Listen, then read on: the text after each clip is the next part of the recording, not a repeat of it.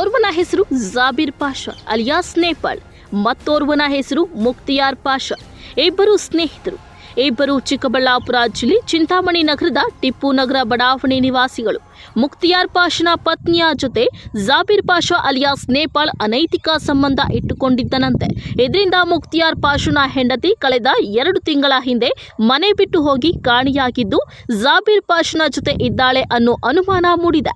ಮತ್ತೊಂದೆಡೆ ಸ್ವತಃ ಪತ್ನಿಯ ವಿಚಾರಕ್ಕೆ ಮಾತನಾಡೋಣ ಬಾ ಅಂತ ಸ್ವತಃ ಜಾಬೀರ್ ಪಾಷಾ ಅಲಿಯಾಸ್ ನೇಪಾಳ್ ಮುಕ್ತಿಯಾರ್ ಪಾಷನನ್ನ ಶುಕ್ರವಾರ ರಾತ್ರಿ ಕರೆದಿದ್ದಾನೆ. ಆಗ ಮಾತಿಗೆ ಮಾತು ಬೆಳೆದು ಮುಕ್ತಿಯಾರ್ ಪಾಷಾ ಚಾಕುವಿನಿಂದ ಮನಸ್ಸೋ ಇಚ್ಛೆ ಇಳಿದು ಜಾಬೀರ್ ಪಾಷಾ ಅಲಿಯಾಸ್ ನೇಪಾಳ್ನನ್ನ ಕೊಲೆ ಮಾಡಿದ್ದು, ನಂತರ ಚಿಂತಾಮಣಿ ನಗರ ಠಾಣೆ ಪೊಲೀಸರಿಗೆ ಶರಣಾಗಿದ್ದಾನೆ. ಇನ್ನು ಶುಕ್ರವಾರ ರಾತ್ರಿ ಸ್ವತಃ ಜಾಬೀರ್ ಪಾಷಾ ಮುಕ್ತಿಯಾರ್ ಪಾಷನಿಗೆ ಕರೆ ಮಾಡಿ ನಿನ್ನ ಹೆಂಡತಿಯನ್ನ ತೋರಿಸುತ್ತೇನೆ ಬಾ ಎಂದು ಕರೆದಿದ್ದಾನೆ. ಮಧ್ಯರಾತ್ರಿ ಇಬ್ಬರು ಜೊತೆಗೂಡಿದ್ದು, ಆಗ ಮೃತ ಜಾಬೀರ್ ಪ್ರಿಯತಮೆಯ ಗಂಡನಿಗೆ ನೀನು ನಿನ್ನ ಹೆಂಡತಿಯನ್ನ ಸಾಕುವುದಕ್ಕೆ ಆಗಲ್ಲ, ನಿನ್ನ ಹೆಂಡತಿಯನ್ನ ನಾನೇ ಮದುವೆ ಮಾಡಿಕೊಳ್ಳುತ್ತೇನೆ, ಬಿಟ್ಟು ಬಿಡು ಅಂತ ತಿಳಿಸಿದ್ದಾನೆ. ಇದರಿಂದ ಆಕ್ರೋಶಗೊಂಡ ಮುಕ್ತಿಯಾರ್ ನನ್ನ ಹೆಂಡತಿಯನ್ನ ಇದ್ದು ಅಲ್ಲದೆ ಅವಳನ್ನೇ ಮದುವೆ ಮಾಡ್ಕೊಳ್ತೀನಿ ಅಂತೀಯ ಅಂತ ಚಾಕುವಿನಿಂದ ಮನಸ್ಸೋ ಇಚ್ಛೆ ಚುಚ್ಚಿ ಬರ್ಬರವಾಗಿ ಪತ್ನಿಯ ಪ್ರಿಯಕರನನ್ನ ಕೊಂದು ಹಾಕಿದ್ದು, ನಂತರ ಪೊಲೀಸ್ ಠಾಣೆಗೆ ಹೋಗಿ ತಾನೇ ಶರಣಾಗಿದ್ದಾನೆ. ಇದರಿಂದ ಮೃತನ ಮನೆಯಲ್ಲಿ ದುಃಖ ಮಡುಗಟ್ಟಿದೆ.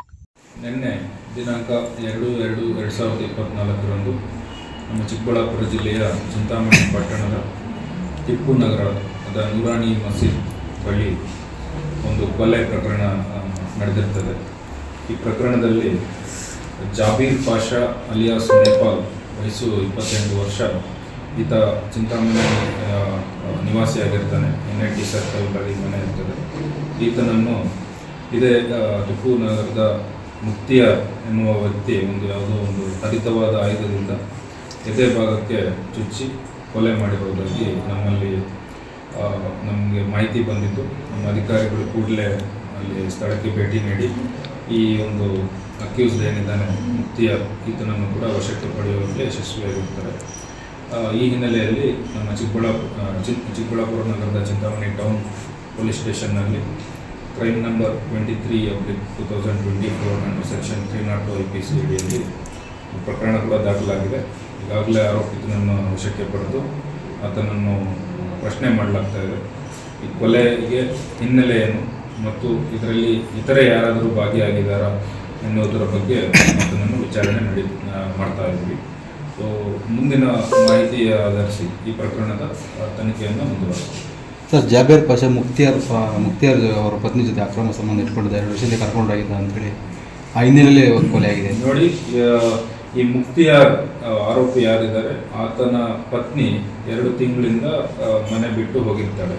ಸೊ ಸ್ಥಳೀಯರ ಮಟ್ಟದಲ್ಲಿ ನಮಗೆ ಈಗ ಬಂದಿರೋ ಮಾಹಿತಿ ಪ್ರಕಾರ ಈ ಜಾಬೀರ್ನ ಜೊತೆ ಆಕೆ ಹೋಗಿರೋದಾಗಿ ಈ ಊರಿನಲ್ಲಿ ಟಿಪ್ಪು ನಗರದ ಏರಿಯಾದಲ್ಲಿ ಮಾತುಕತೆ ನಡೀತಾ ಇತ್ತು ಅಂತ ಈ ವ್ಯಕ್ತಿ ನಮಗೆ ಹೇಳ್ತಾ ಇದ್ದಾನೆ ಈಗ.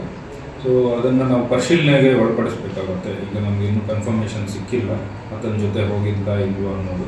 ಸೊ ಅದನ್ನು ನಾವು ತನಿಖೆಯಲ್ಲಿ ಈಗ ಪರಿಶೀಲನೆ ಮಾಡಿ ಎಕ್ಸಾಕ್ಟ್ ರೀಸನ್ ಅದೇನೋ ಅಥವಾ ಬೇರೆ ಇನ್ನೇನಾದರೂ ಇದೆಯಾ ಅನ್ನೋದನ್ನು ನಾವು ಪತ್ತೆ ಮಾಡಬೇಕಾಗುತ್ತೆ.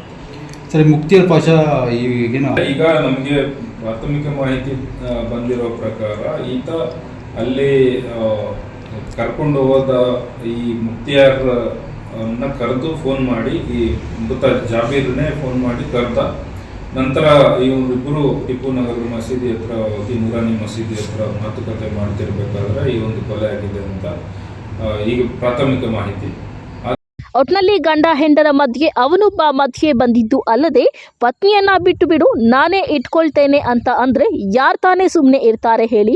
ಕೋಪದ ಕೈಗೆ ಚಾಕು ಕೊಟ್ಟು ಪತ್ನಿಯ ಪ್ರಿಯಕರನನ್ನ ನಡು ರಸ್ತೆಯಲ್ಲಿ ಕೊಂದು ಹಾಕಿದ್ದು, ಕೊನೆಗೆ ಪೊಲೀಸರಿಗೆ ಶರಣಾಗಿದ್ದಾನೆ. ಕಳವಾರ ಅರುಣ್ ಜೊತೆ ಅಸ್ಲಾಂ ಪಾಷಾ, MMTV ನ್ಯೂಸ್, ಚಿಕ್ಕಬಳ್ಳಾಪುರ.